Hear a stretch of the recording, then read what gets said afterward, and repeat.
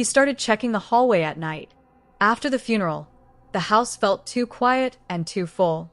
On the second night, he saw a shadow at the far end, a dark smudge against the dim light. He told himself it was grief. He told himself other things, too.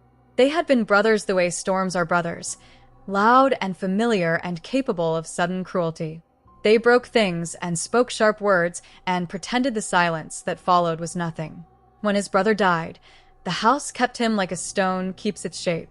The coat on the peg, the dent in the chair, the toothbrush in the glass, small proofs that refused to vanish. The first time the figure stood in the hall, he thought it was memory wearing the house. It was a silhouette with a familiar posture. He felt his throat tighten. The figure lifted a hand in the small, casual wave his brother used. He ran down the hall, and the shape faded into the wallpaper as if the wood itself would not hold two of them. Only faint shoe prints stayed in the dust. He understood then that the house had learned a new language. Nights multiplied. Around 2 in the morning, the hallway filled with that presence. Sometimes the figure leaned against the banister, elbows hooked, waiting as if for a bus that would not come. Sometimes he sat on the stairs with his head in his hands. Once a cigarette sat in the ashtray, though neither of them had smoked in years. Once a tape from their childhood lay on the table, its label marked in his brother's handwriting. He tried to explain every sign. He slept with the radio on. He stayed at a friend's flat. He asked a priest and a woman who read palms by phone. Friends offered casseroles and awkward hugs. None of them stayed. Night belonged to the house and whatever waited in the hallway. He began to leave small things. A cup of tea at the foot of the stairs, a note that said, "I'm here." A folded map with an X at the lake where they had learned to swim. The offerings did not stop the visits, but they changed them. The figure seemed to notice. Once he found a scrap of paper with a single word in his brother's scrawl. Sorry. The word hit him like cold water.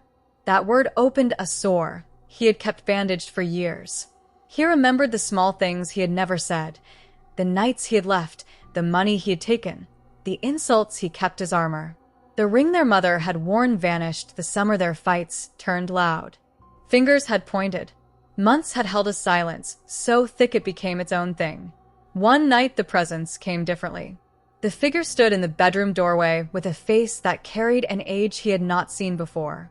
The eyes looked like someone who had been carrying a long, quiet grief. He stepped into the room and sat on the bed. He reached into his pocket and handed over a small object wrapped in tissue. It was their mother's ring. He touched the ring with a fingertip. The metal was ordinary, nothing like the myths they had built around it.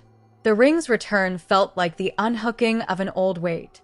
The figure's voice, his brother's voice, was softer than memory had kept. "Give it back," he said. He did not mean the ring. "Give it back to yourself," he added. There was a kindness in the words that surprised him.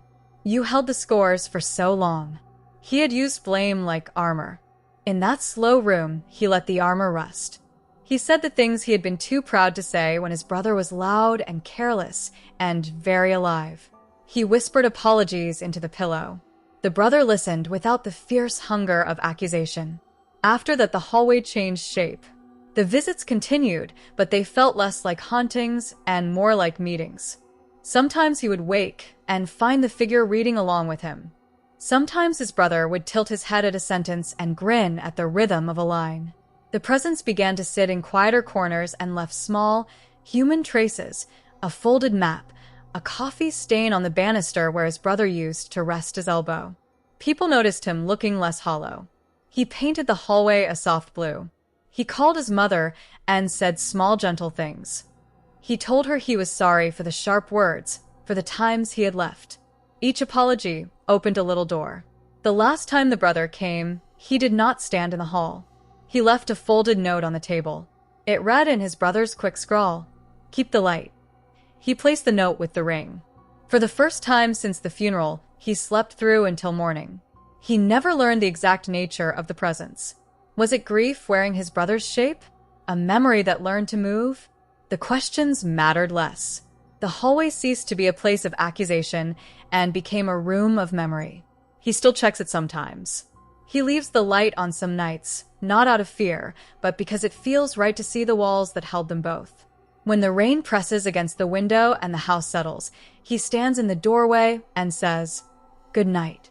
He is no longer sure whether he speaks to a shadow or to the soft part left in himself. The hallway listens. The hallway understands. Sometimes he will pause at the top of the stairs and press his palm to the banister where the coffee stain lives. He thinks of small mercies and how love learns to return. In the dark, he thanks whatever taught him how to say the words he waited long to find.